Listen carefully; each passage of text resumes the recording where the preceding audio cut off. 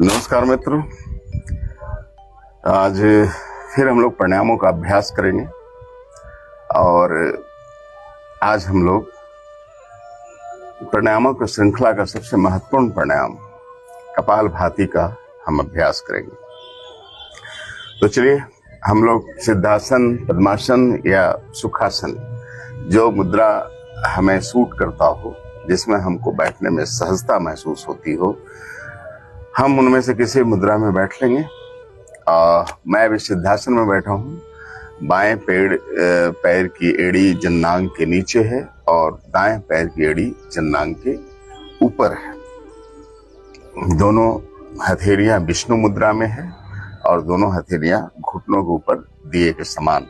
Spinal cord सीधा, गर्दन सीधी, मन बिल्कुल ही शांत। क्योंकि प्राणायाम कोई सिंपल एक्सरसाइज सिर्फ नहीं है, प्राणायाम डूब जाने की क्रिया है, योग है आत्मा और परमात्मा के साथ।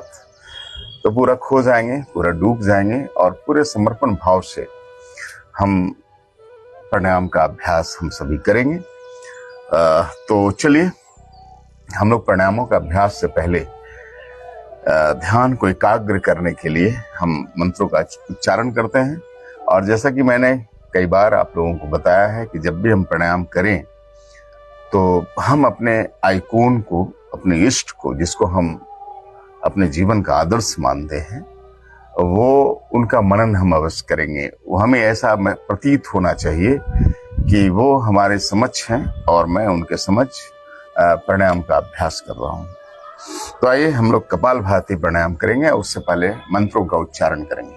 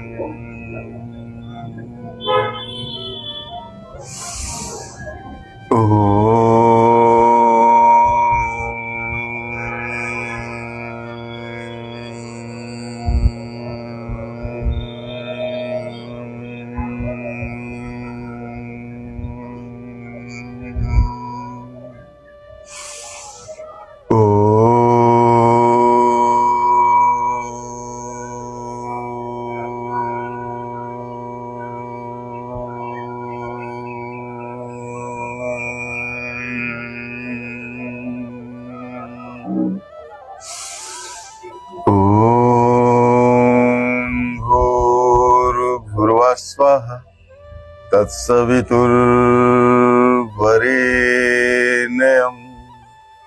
भर्गो देवस्य धीमहि धियो यो नः प्रचोदयात्।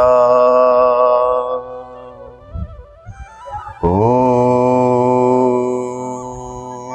त्र्यम्बकं यजामहे सुगंधिं पुष्टिवर्धनम् उर्वारुकमिव बन्धनात् मृत्योर्मुक्षिमामृतात्।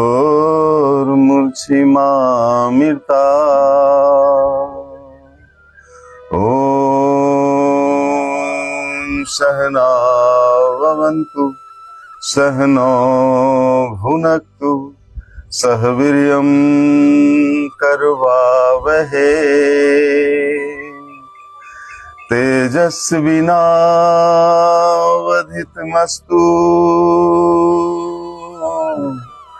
मा विद्विषावहे। ॐ अस्तु मा सद्गमय तमसो मा ज्योतिर्गमया मृत्योर्मा अमृतं गमया। ॐ शांति शांति शांति।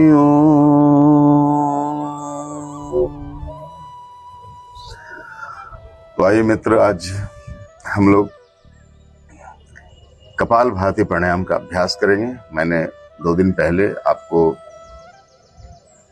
महाभस्त्रिका प्राणायाम का अभ्यास करवाया और हमने कहा कि वैसे महर्षि पतंजलि के झोली में असंख्य प्राणायाम का प्रतिपादन है, असंख्य प्राणायामों की श्रृंखला है, लेकिन स्वामी रामदेव जी ने हम गृहस्थ आश्रम के लोगों के लिए कुछ चुनिंदे प्राणायामों की एक माला पिरोई है और जिसे हमें नित्य अभ्यास करना चाहिए अगर हम खुद को और अपने मन को स्वस्थ रखना चाहते हैं। हम अगर अंदर से सहज और सबल रहना चाहते हैं तो हमें अपने लिए, खुद के लिए कुछ समय देना चाहिए और उसका सबसे अनूठे जो क्रिया है, सबसे जो रहस्यमयी और आध्यात्मिक क्रिया है वो प्राणायाम है। तो हम लोगों ने महाभस्त्रिका प्राणायाम का अभ्यास किया था। श्वासों को गहराई से लेनी थी और श्वासों को फिर आहिस्ता आहिस्ता लयबद्ध तरीके से छोड़ना था। सब श्वास जब हम लोग लेते थे तो ये मनन करते थे कि संसार में, इस धरती में, इस धरा में, इस ब्रह्मांड में जो भी अच्छा है, जो भी पवित्र है, वो श्वासों के साथ हमारे अंदर समाहित हो रहा है। और जब हम श्वास छोड़ते थे तो हम ये मनन करते थे कि हमारे अंदर जो बुराई है, हमारे अंदर जो खराबी है, वो श्वासों के साथ हमसे दूर जा रहा है। चाहे हमारा दंभ हो, हमारा क्रोध हो, हमारी ईर्ष्या हो, जो भी बीमारी है। और हमने कहा था कि महाभस्त्रिका प्राणायाम बहुत लाभप्रद है। जिसको श्वासों की समस्या हो, जिनको चर्म रोगों की समस्या हो, पाचन की समस्या हो, सभी के लिए महाभस्त्रिका प्राणायाम बहुत ही लाभकारी प्राणायाम है। और जब भी हम प्राणायाम का अभ्यास करेंगे तो नित्य क्रिया से निर्मित होकर के करेंगे, शौच इत्यादि से हो लेंगे और किसी कुचालक पे, किसी शांत जगह में बैठ करके, किसी कुचालक पे बैठ करके हम करेंगे। सीधा धरती से हमारा संपर्क नहीं रहेगा। कोई तौलिया हो, कोई चटाई हो, हम कुछ भी ले लेंगे। क्योंकि प्राणायाम करने से असीम ऊर्जा का संचार होता है हमारे शरीर में, हमारे जननांगों में। तो उसे ऊर्ध्वगामी बनाने के लिए, उसको ऊपर ले जाने के लिए हमें कुचालक पे बैठना चाहिए, ताकि जो ऊर्जा हमने संचित की है प्राणायाम से, वो ऊर्जा फिर धरती में समाहित ना हो जाए। तो आइए हम लोग कपालभाति का प्राणायाम करते हैं। और कपालभाति बहुत महत्वपूर्ण प्राणायाम है, सबसे महत्वपूर्ण प्राणायाम है। यदि आपको किसी भी तरह की व्याधि हो, अगर आपको शुगर हो, अगर आपको हाइपरटेंशन हो, अगर आपको दिल की बीमारी हो, अगर आपको पेट संबंधी कोई समस्या हो, किसी भी तरह की समस्या हो, तो कपालभाति बहुत ही कारगर प्राणायाम है और कपालभाति हमें हमेशा करना चाहिए। शुरुआत में थोड़ी सी थकान हो सकती है, थोड़ी सी उदासी हो सकती है, बेसवाद लग सकता है, लेकिन जैसे ही आप इसके नित्य अभ्यासी बनने का प्रयास करेंगे, नित्य इसको दोहराते जाएंगे, तो आपको इसमें बहुत आनंद, बहुत मजा, बहुत मस्ती मिलती रहेगी। कपालभाति में श्वासों को सिर्फ छोड़ना होता है, श्वास लेने की कोई क्रिया हम नहीं करते हैं। कपालभाति से बहुत ऊर्जा हमें हमारे जननांगों में बनती है, तो हम किसी कुचालक पे बैठ करके ही हम कपालभाति का अभ्यास करेंगे, इसका ख्याल रखेंगे। तो आइए हम लोग कपालभाति का अभ्यास करते हैं। श्वासों को सिर्फ छोड़ना है और श्वास जब छोड़ेंगे तो नाभि के अंदर की ओर जाएगा। आप देखें, श्वास जो है वो हमारे शरीर के असंख्य रोम कूपों से हमारे शरीर के अंदर जाएगा। हमें श्वास लेने की कोई जतन, कोई क्रिया नहीं करनी है। तो आइए हम लोग कपालभाति करते हैं। दोनों हथेलियां विष्णु मुद्रा में और घुटनों के ऊपर।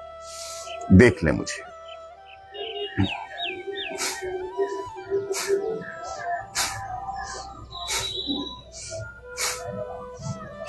देखिए, श्वास जब हम छोड़ रहे हैं, नाभि हमारा अंदर जा रहा है। श्वास जब हम छोड़ रहे हैं, नाभि हमारा अंदर जा रहा है। तो ये क्रिया करनी है, बहुत ज्यादा शरीर को हिलाना डुलाना नहीं, हल्का जुम्बिश लेनी है, हल्का झटका लेना है। और जैसे कभी कभी आपने देखा होगा कि कुत्ते जैसे खांसते हैं तो इस तरह से हमें आवाज नहीं करनी है, लेकिन मैंने आपको समझाने के लिए अभी ऐसा किया, आपको कपालभाति में सिर्फ श्वासों को छोड़ना है और कपालभाति का आप नित्य अभ्यास करें। बहुत ही अनूठा और बहुत ही लाभकारी प्राणायाम है कपालभाति। तो आइए हम लोग कपालभाति करते हैं।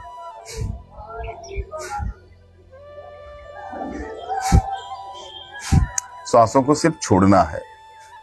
शुरुआत में आप 2 से 3 मिनट इसका अभ्यास करें और जैसे ही आप इसका अभ्यासी लगातार बनते जाएंगे, इसको 15 मिनट तक ले जाएं लगातार बगैर रुके।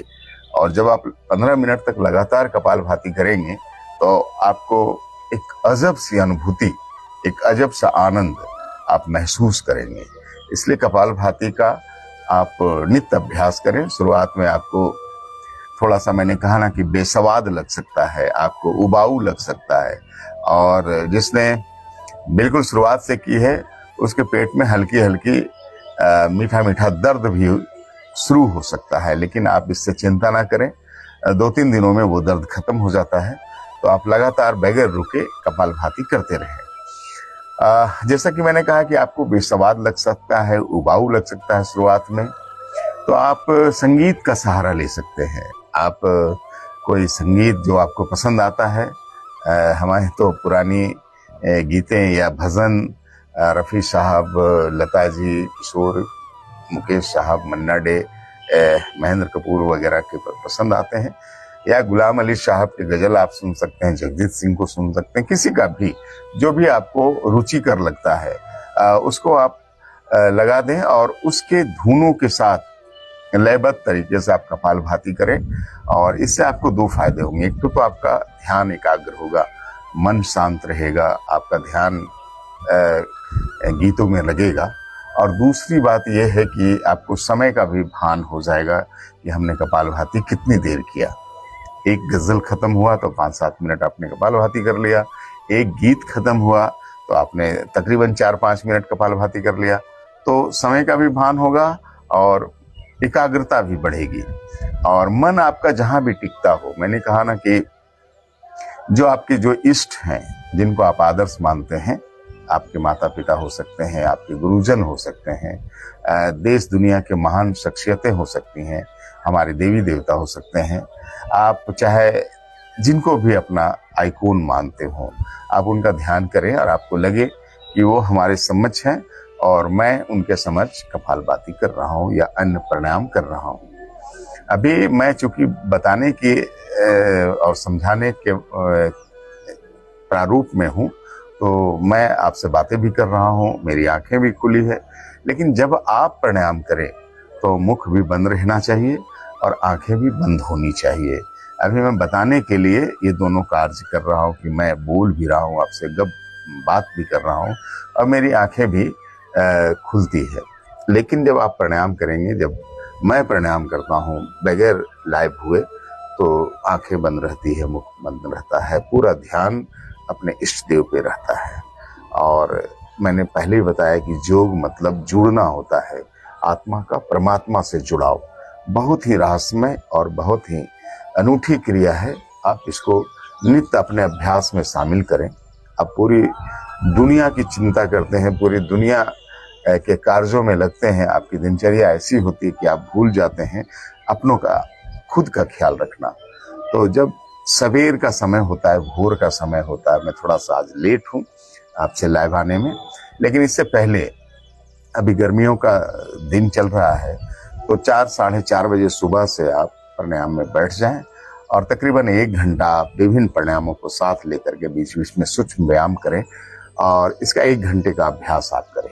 खुद के लिए समय दें, क्योंकि जब हम बीमार पड़ जाते हैं, जब हमें व्याधि हो जाती है, तो हम बिस्तर पे पड़ जाते हैं, हम अस्पतालों के चक्कर काटते हैं, हम अस्पतालों में पड़ जाते हैं।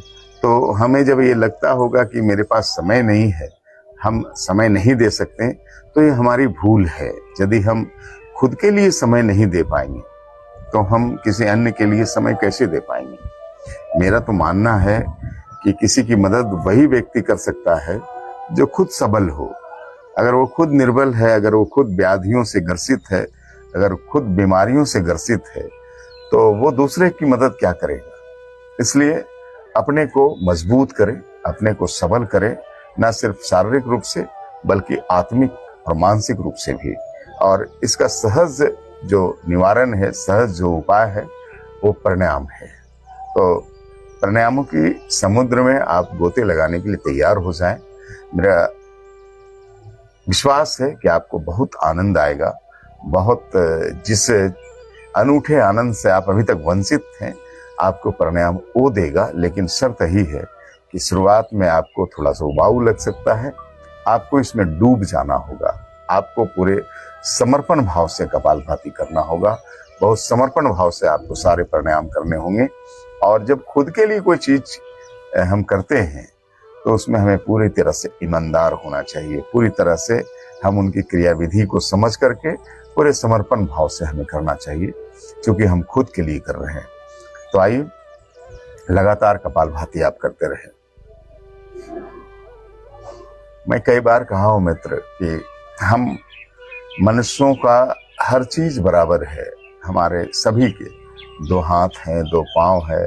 कुछ रेयर केसेस को हम छोड़ दें तो तकरीबन सभी हम लोग एक जैसे हैं। 2 आंखें हैं, सिर है, कान है, मुख है। चाहे हम जिस प्रांत में हो, चाहे जिस देश में हो, हम लोग सभी एक समान है। हाँ, हम में से कोई क्लाइमेट की वजह से या हमारे जीन की वजह से कोई गोरा, कोई काला, कोई मोटा, कोई पतला हो सकता है, कोई लंबा, कोई नाटा हो सकता है। लेकिन तकरीबन ईश्वर ने हमें एक जैसा बनाया है, न सिर्फ बाहर से बल्कि अंदर से भी। हमारी अतड़ियाँ है, हमारे किडनी है, हमारे नस नाड़ियों में बहता हुआ रक्त है, खून है। तो तकरीबन ईश्वर ने हम सभी को एक जैसा बनाया है। और कुछ अगर हम रेयर केसेस को छोड़ दें, हम में से कुछ भाई विकलांग भी होते हैं, तो हम उन चीज़ों को छोड़ दें तो तकरीबन हम सभी एक जैसे हैं। आप कभी सोचा है मित्र कि हम में से ही कोई डॉक्टर अब्दुल कलाम कैसे बन जाते हैं? हम में से ही कोई विवेकानंद कैसे बन जाते हैं? और हम में से ही कोई उसामा बिन लादेन कैसे बन जाता है? किसी की हम पूजा करते हैं राम के रूप में, किसी की हम पूजा करते हैं स्वामी विवेकानंद के रूप में, किसी को हम पूजा करते हैं डॉक्टर अब्दुल कलाम के रूप में, और किसी से हम नफरत करते हैं, चाहे वो उसामा बिन लादेन हो, चाहे बहुत सारे आतंकवादी हो, हम उनसे नफरत करते हैं। तो ये शख्सियतें कैसे बनती है मित्र? जब सब कुछ सामान्य है, जब सब कुछ एक जैसा है, तो कोई इतना महान कैसे हो जाता है और कोई इतनी बुरा कैसे हो जाता है? दरअसल ये सारे हमारे विचारों और हमारे जो संगत है उसका प्रभाव होता है मित्र। अगर हमारे विचार शुद्ध रहेंगे तो हमारी संगत शुद्ध रहेगी, और जब हमारे विचार शुद्ध होते हैं तो हम पर ईश्वर की कृपा बरसती है, ऊपर वाले की कृपा बरसती है, और हम कुछ और निखरते हुए जाते हैं।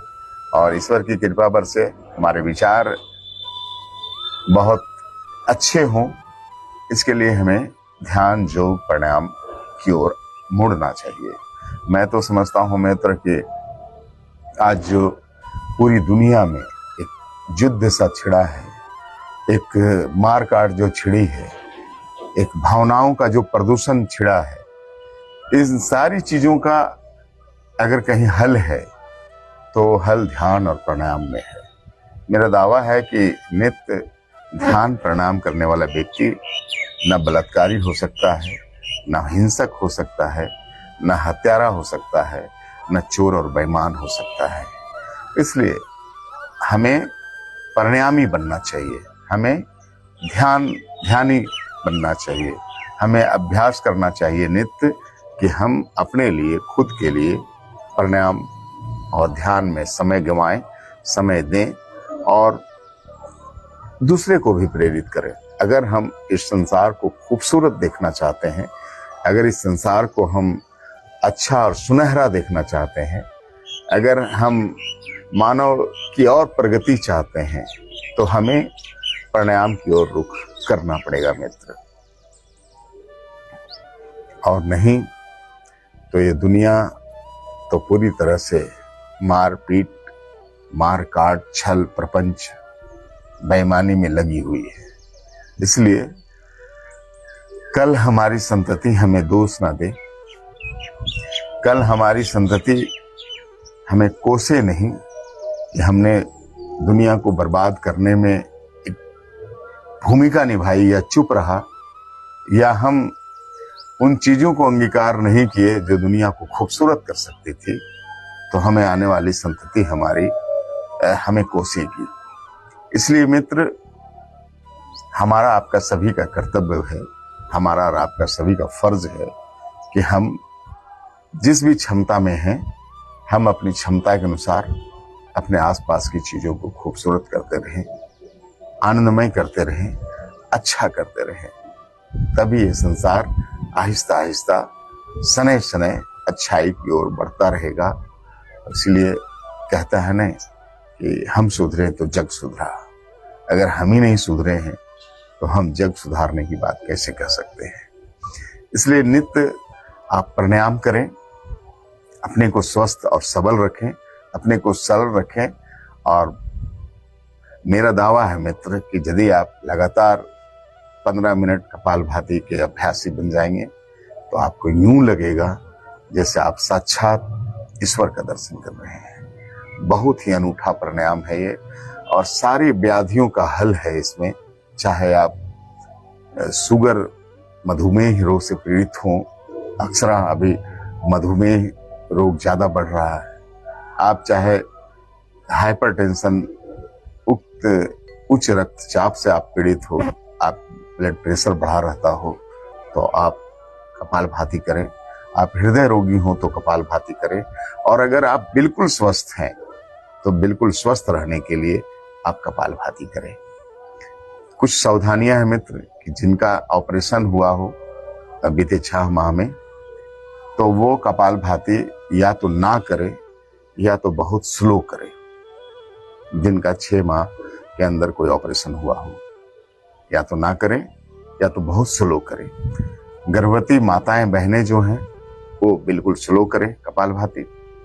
और जिनको दिल की बीमारी हो, हाइपरटेंशन हो, वो भी कपालभाति स्लो करें, लेकिन करें जरूर, क्योंकि कपालभाति आपको इन रोगों से निजात दिलाता है। इसलिए लगातार कपालभाति करें, पूरे ध्यान और पूरे समर्पण भाव से करें। और हमेशा अपने इष्ट का ध्यान आप अवश्य रखें। कुचालक पे बैठकर करें और नित्य क्रिया से निर्वित होकर के करें। शांत स्थान पे, आपका छत हो सकता है घर का, आपका बिस्तर भी हो सकता है जहां आप सोते हैं, आप वहीं भी करें। या कोई आसपास में नदी का किनारा हो, पर्वतों की श्रृंखला हो, चट्टाने हो, तो आप वहां जाके करें, आपका ध्यान ज्यादा लगेगा। हो सके तो आप आसपास के चीजों को वातावरण को सुगंधित करने के लिए कोई सुगंधित अगरबत्ती भी आप जला सकते हैं, और कोई संगीत भी आप चालू कर सकते हैं। और संगीत की स्वर लहरियों में डूबते हुए पूरे मनोयोग से आप प्राणायाम करें और पूरी समर्पण भाव से करें, पूरे ईमानदारी पूर्वक करें। श्वासों को सिर्फ छोड़ना है, श्वास लेने की कोई क्रिया हम नहीं करेंगे, बहुत स्पीड में नहीं करेंगे।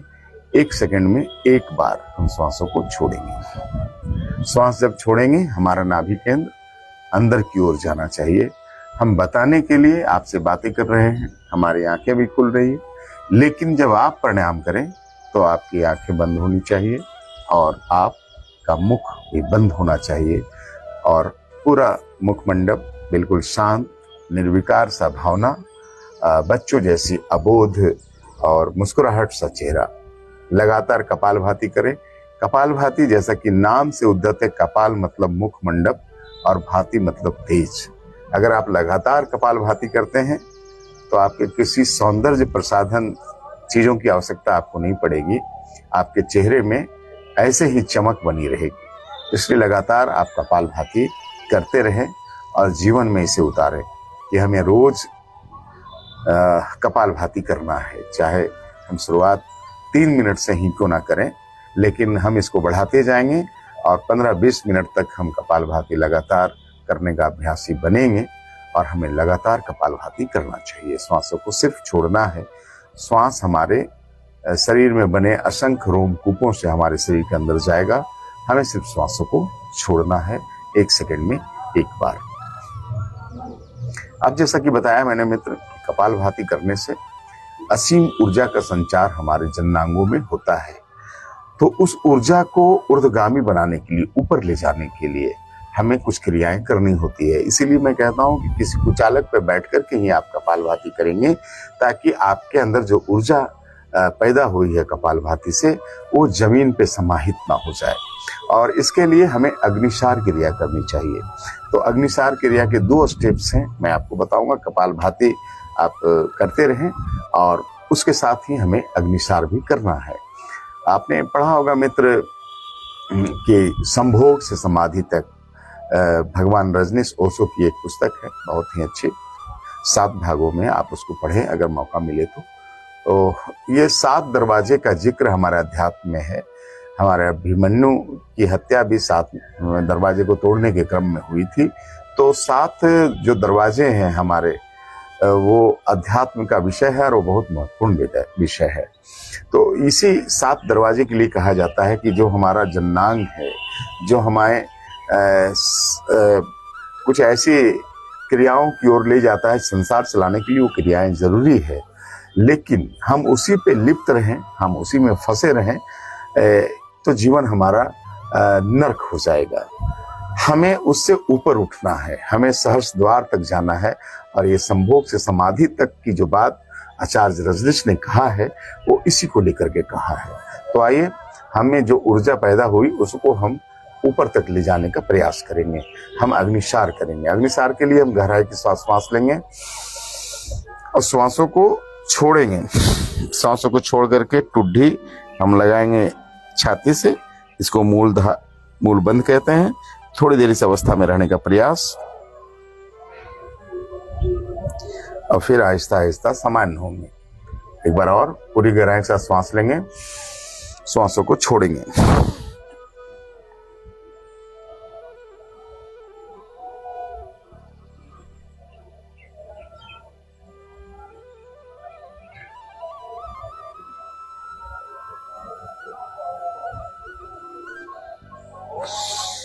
फिर करें।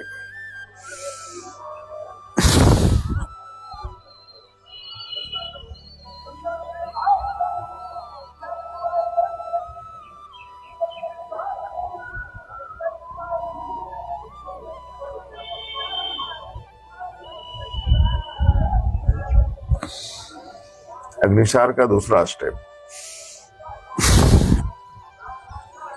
श्वासों को छोड़ा,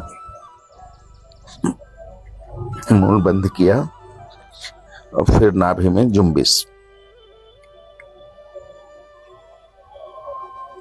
ना करेंगे।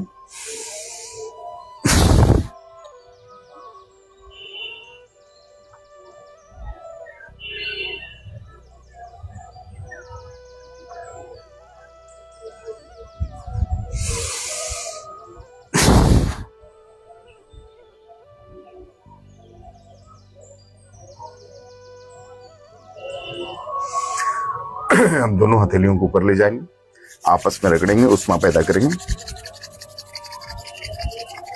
तो आप फिर दोनों हथेलियों से आंखों को सहलाते हुए हम आंखों को खोलेंगे और अब हम सूक्ष्म व्यायाम भी करेंगे। क्योंकि एक अवस्था में रहते रहते हमारे पैर थक जाते हैं, तो हम अभी पूरा अभ्यासी नहीं बने हैं।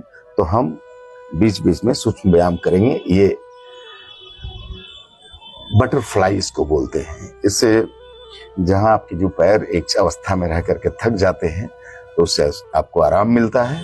और दूसरी बात है कि ये आपके जंघाओं का और ये पेट के साइड की चर्बी को भी कम करता है। तो आप बटरफ्लाई जरूर करें, बहुत ही अच्छा परिणाम है, आपको फ्लेक्सिबल बनाता है। तो इस तरह के बहुत सारे सूक्ष्म व्यायाम है जो हमें बीच बीच में करना चाहिए। क्योंकि एक अवस्था में, चूंकि हम अभी अभ्यासी नहीं हैं, तो एक अवस्था में बैठे बैठे हम थक सकते हैं। तो हमें बीच बीच में सूक्ष्म व्यायाम करना चाहिए। तो आज का जो सत्र था वो हमारा कपालभाति का था। हम किसी दूसरे दिन फिर अनुलोम विलोम के चर्चा करेंगे, अनुलोम विलोम हम लोग करेंगे, उसका अभ्यास करेंगे और फिर आगे के प्राणायाम हम करना है। तो इस तरह से हमें प्राणायामों का नित्य अभ्यासी बनने की आवश्यकता है। अगर हम अपने को सबल करना चाहते हैं, अगर हम अपने को मजबूत करना चाहते हैं और हम चाहते हैं कि ये संसार खूबसूरत हो, हमारा आसपास की चीजें खूबसूरत हो, तो हमें प्राणायाम एक सहज उपाय है जिससे हम संसार को खूबसूरत कर सकते हैं। तो हमें प्राणायाम का नित्य अभ्यास करना चाहिए और पूरे ईमानदारी के साथ करना चाहिए। आपको जो आनंद आएगा प्राणायाम के अभ्यासी बनने में, वो आनंद कहीं और आपको नहीं मिल सकता। आप कह सकते हैं कि मैं तो पूरी तरह से स्वस्थ हूँ, मुझे तो कोई दिक्कत है नहीं, मैं एक्सरसाइज भी करता हूँ, मैं टहलने भी जाता हूँ, मैं डिप भी मारता हूँ, सारी चीजें आप करें, मैं इसमें मना नहीं करता और आप हमेशा स्वस्थ भी रहें।